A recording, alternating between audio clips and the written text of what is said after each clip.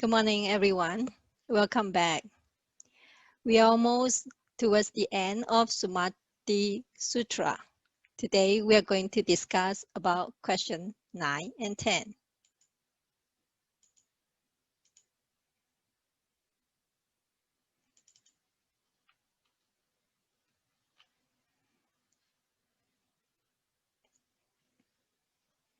Today's questions: how can one forever depart from the deeds of Mara? What is your impression of Mara? Let's look at Mara from the artist's perspective. This is a relief fragment of Mara in Gandhara style, which was found in Swat Valley. It has all the human being's features, except the stairs may look a little bit fierce. The Mara army that appear in this palm leaf manuscript in Nalanda, Bihar, India, was painted in the 11th century. This Mara army definitely fit into our imagination of a scary demon with orange, yellow, or blue skin. Some have 3 hands, 2 faces, one on the head, while the other on the torso, popping eyes, sharp teeth. But can you find Mara? Do you find him? Yes. He was the handsome guy on the top center. Our impressions of Mara usually look very fierce and ugly. But in real life, Mara may look handsome, tempting us into the 3 poisons. Again, this Mara was good looking. The Mara was depicted in the Burmese style, trying to tame Buddha. This is a wall painting in Penang, Malaysia. On the left, can you see? On the extreme left was the earth goddess in blue, who became the witness for Gautama, the right to sit under the Bodhi tree.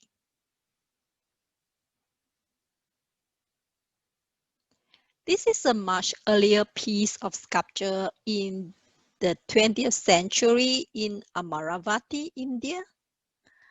On the top is a Bodhi tree in round shape. The left and the right hand side of the sculpture are the Mara army and Mara's daughter. Gautama was missing here. In this Mara assault on the Buddha, you couldn't find the Buddha. He is only symbolized by his throat and iconic representations of the Buddha.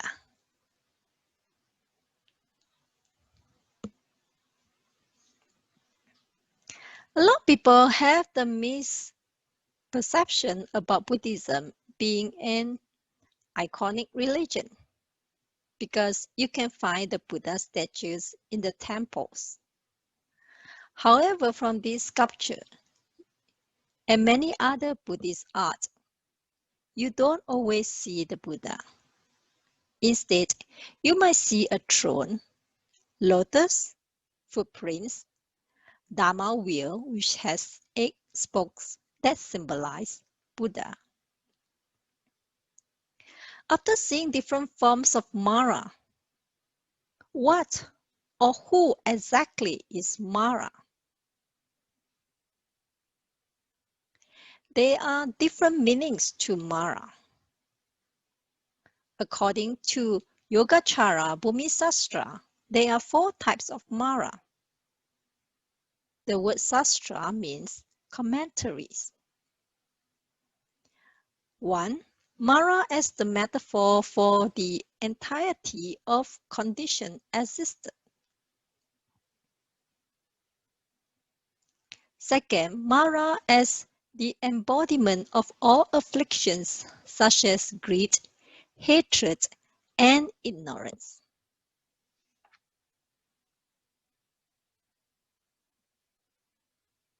And third is Mara as death. The last one is the Deva of the desire realms, who tried to prevent Siddhartha Gautama from attaining liberation from the cycle of rebirth on the night of his enlightenment.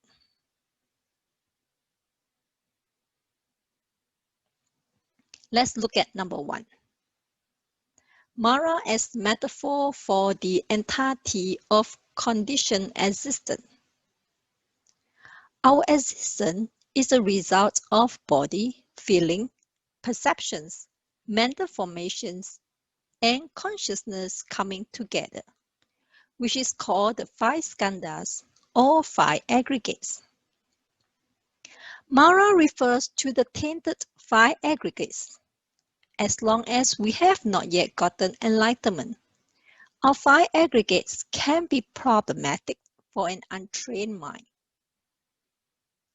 For example, during a meditation session, the training requires one to sit still, but the body couldn't stay in a fixed position for too long. We want to stretch our hands, turn our back, move our neck, or change our leg position. From the 5 aggregates, we start from the body. The sensation of unease arises from prolonged sitting. This unease gives rise to unpleasant feeling. Then it was perceived as unease. Then we'll move our body. And finally, this will be cognized as unease in our consciousness. Well, when we are not mindful, we rush into moving our legs. This will become our experience stored in our mind. The next time when uneasiness arises, we will start moving our body on an autopilot mode. This becomes a vicious cycle in our meditation practice. That is why we sometimes need to bear with uneasiness. We can gradually increase the time of sitting. If we find it really unbearable, then move our body slowly with mindfulness. Aware that you have the urge to move your leg. Then observe one leg slowly, stretching, and then followed by the other.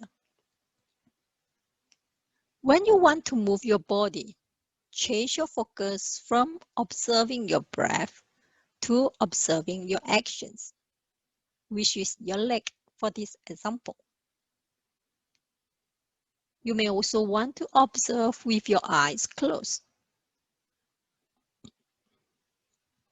For beginner, I usually would suggest sitting with legs down, because developing concentration on your breathing is more important. You can train crossing your leg while reading a book, watching a movie, or even having your dinner. Besides the example of meditation, you can extend to other things happen in your daily life. To be aware of the Mara of conditioned existence, these 5 aggregates for an untrained mind can be an obstruction for your spiritual training. Let's go to the second point. Mara as the embodiment of all afflictions such as greed, hatred, and ignorance. Hatred is obvious. It shows us in our face. It is easier to detect than the other 2 poisons. Greed is not easy to notice, but ignorance is the most difficult. In daily life, we encounter the 8 transitory things, sometimes called 8 wings in Chinese.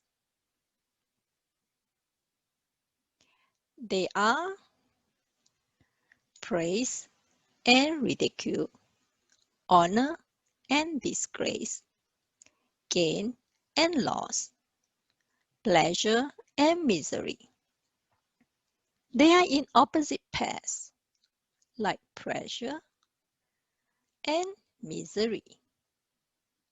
Usually, we are very pleased and delighted with the first group on the left, and feel depressed or disappointed with the second group on the right. But this half-life work with an untrained mind. The third one is Mara as death. Death causes the greatest interference to our spiritual practice. It is not certain that in our next life we have precious human rebirth with all the respites and enrichments, allowing us the most unhindered practice. Even with such a rebirth, we need to start our spiritual path once more as a child. Moreover, death recurs uncontrollably at the end of each lifetime. It is like boiling a kettle of water. Mara, turn it off before the water is boiled. So you have to do it again in your next life. Being mindful of death creates an urgency in our practice. We don't know when the three knocks on the door will happen.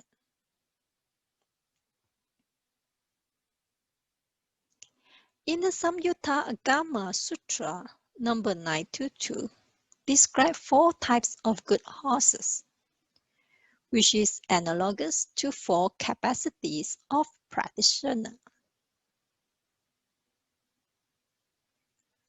The best type of horse will run slow and fast, right and left at the driver's wheel, before it sees the shadow of the whip. The second best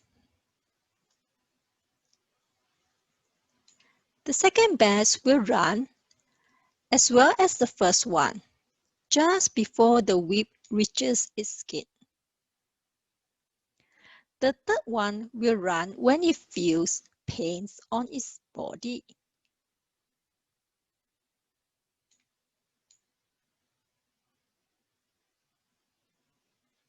Oh, sorry, the slides is the other directions.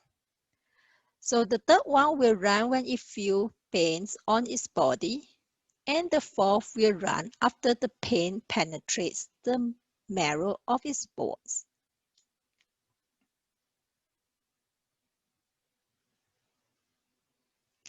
The best style of horse is an analogy of a person.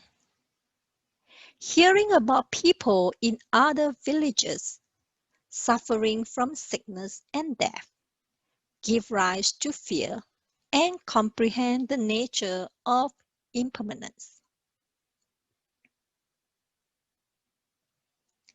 The second best style horse is an analogy of a person seeing people in other villages suffering from old age, sickness, and death gives rise to fear and comprehend the nature of impermanence. The third type of horse is an analogy of a person seeing virtuous friends or relatives in one village, suffering from old age, sickness, and death, give rise to fear and comprehend the nature of impermanence. The last type of horse is an analogy of a person experiencing old age, sickness, and the threat of death, which give rise to fear and comprehend the nature of impermanence. Anyone that falls under these 4 categories are considered good. Why good? Because some people would not want to cultivate when faced with old age, sickness, and the threat of death. These four types of people are able to understand impermanence and would want to break free from the cycle of birth and death. If we understand impermanence, then we will not defer our practice. We won't say something like, oh, never mind. I'm very sleepy tonight. I'm not going to practice. I'll do it tomorrow. But there is always a tomorrow for next day. Until now, all the maras that I described are referred to our internal, our mind. There is an external one.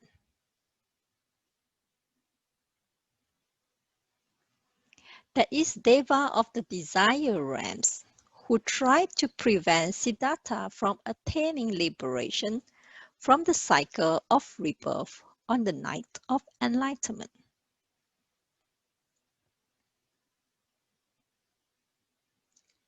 From this diagram, we notice that on the bottom right, there are 6 heavens in the desire realm, 18 heavens in the form realm, and 6 heavens in the formless realm.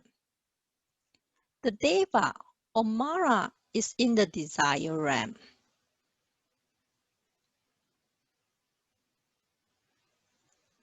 He lives in the heaven where he freely enjoying things conjured by others. Below this heaven is the heaven of enjoying the conjure. Tusita heaven, Yama heaven, heaven of the 33 gods, and lastly, heaven for 4 heavenly kings.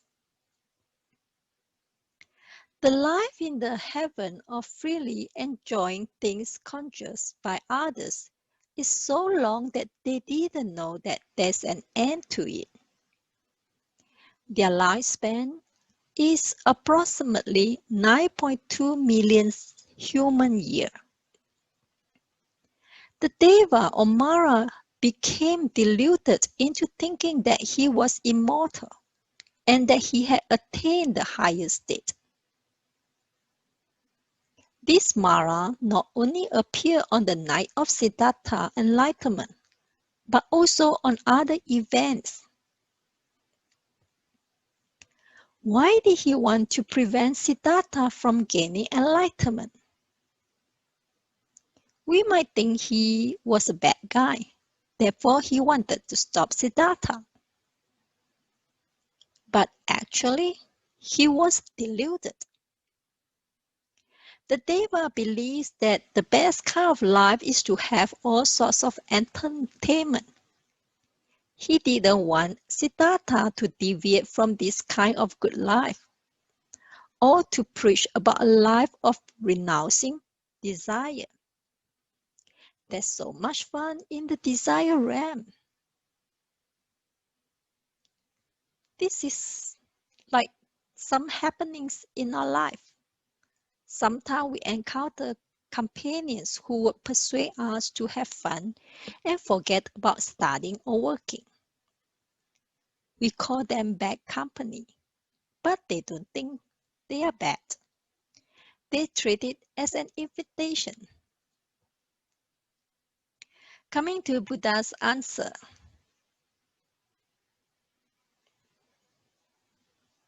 Moreover, Sumati, a bodhisattva accomplishes 4 dharmas for being apart from maras. What are these 4? The first is to fully know the equality of nature of the dharmas. The second is to give rise to diligence. The third is to constantly strive to be mindful of the Buddha. The fourth is to transfer over all good roots, which means dedications of merit. The first, to fully know the equality of nature of the Dharma. Before I elaborate on this answer, I need to explain the word Dharma. In Buddhism, Dharma is the doctrine, the universal truth proclaimed by the Buddha. In Buddhist metaphysics, the term dharmas in the plural is used to describe the interrelated elements that make up the empirical world. Every phenomenon in the universe can be called dharmas. Let us look at a famous example of all phenomena are equal in nature. In the Platform Sutra of the Sixth Patriarch, before Master Huineng renounced, he learned about the fifth patriarch and went to look for him.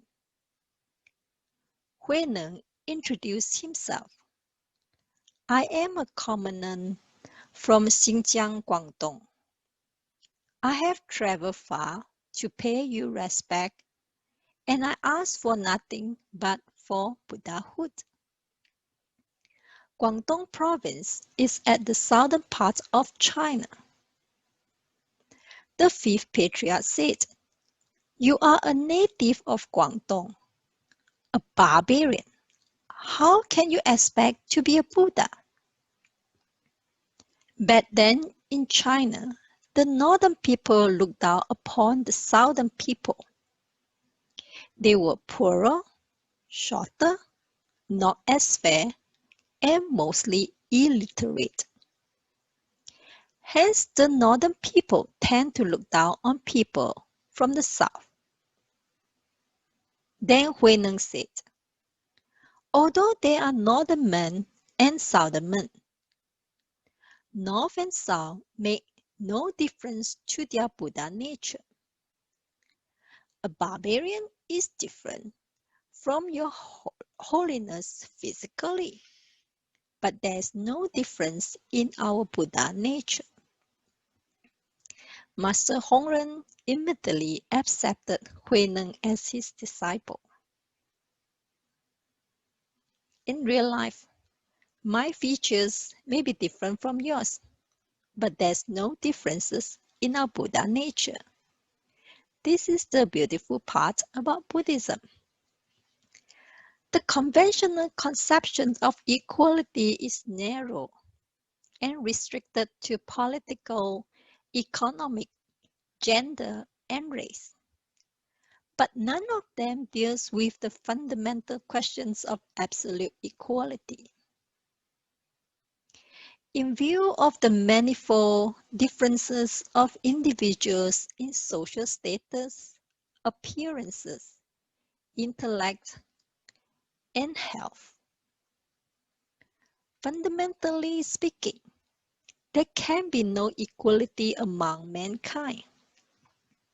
However, such variations and differentiations, as pointed out by Buddhism, are but illusionary phenomenon of life. For insofar as the essence of man is concerned, human beings are absolutely on equality with one another. According to Avatamsaka Sutra, mind, Buddha, and sentient beings are all at parity with one another. Equality is not only between man and man, Buddha and Buddha, but also between man and Buddha, man and animals, man and heavenly beings, etc. All of them are equal with each other. Furthermore, apart from this, all mental phenomena, physical phenomena, combined physical and mental phenomena, as well as causes and effects, are also at par with each other. The Diamond Sutra says, "This Dharma is in parity with the others and is neither superior nor inferior to any of them." It is because sentient beings are deluded that they make discrimination, and so they are oblivious of the essence of nature. In reality, all phenomena are equal in nature. Every sentient being is identical and immutable.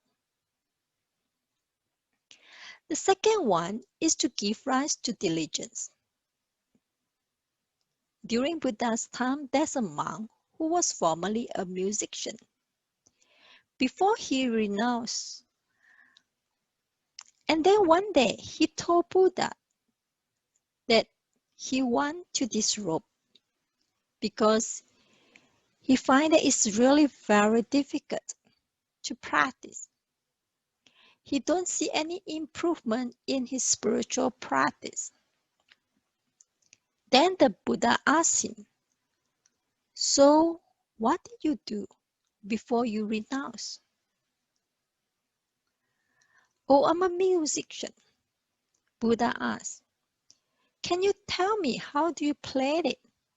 The monk said, "If I tune the string too tight, they break. If I tune them too loose, no sound will come out. So not too tight and not too loose work best." The Buddha replied, "This is how you should hold your mind in practice." Similarly to a meditative practice, the higher your expectation, the tighter the strings. However, if you do it leisurely, then it becomes too loose. In the diligent paramita, all efforts put in should help you to overcome your afflictions. The third is to constantly strive to be mindful of the Buddha. Over here, when we look at the answer in Chinese, it means not only remembrance of the Buddha, but also reciting the Buddha's name.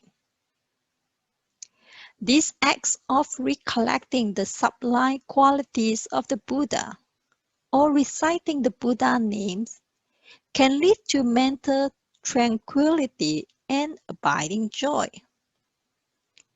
When a person's mind is experiencing tranquility and joy, there is definitely no place for Mara. The last answer is dedications of merits to all sentient beings. The primary and most important aspect is to recognize that our practice, however shoddy it might be, is a meritorious act of goodness, not so different from other acts of generosity. Sometimes we think that, today I have a lousy sitting session, so I don't want to dedicate merits.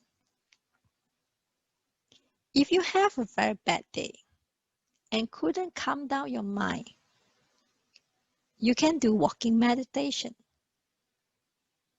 If you couldn't find a place to walk around, then just sit for 30 seconds, counting 1 to 5. That would be sufficient.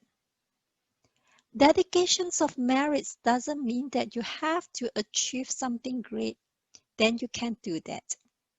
Just keep it going. The other dimension is that this dedication practice is not keeping what's good just for ourselves in our immediacy of loved ones. So we want to give this good to others. And well, this is also a kind of practice of loving kindness. Last week, during our metta meditation, we extended our goodness and generosity to others, starting with ourselves, dear friends, extending to neutral relationship, difficult ones, Training and expanding our hearts in generosity and goodwill is another effect of the practice of dedicating merits.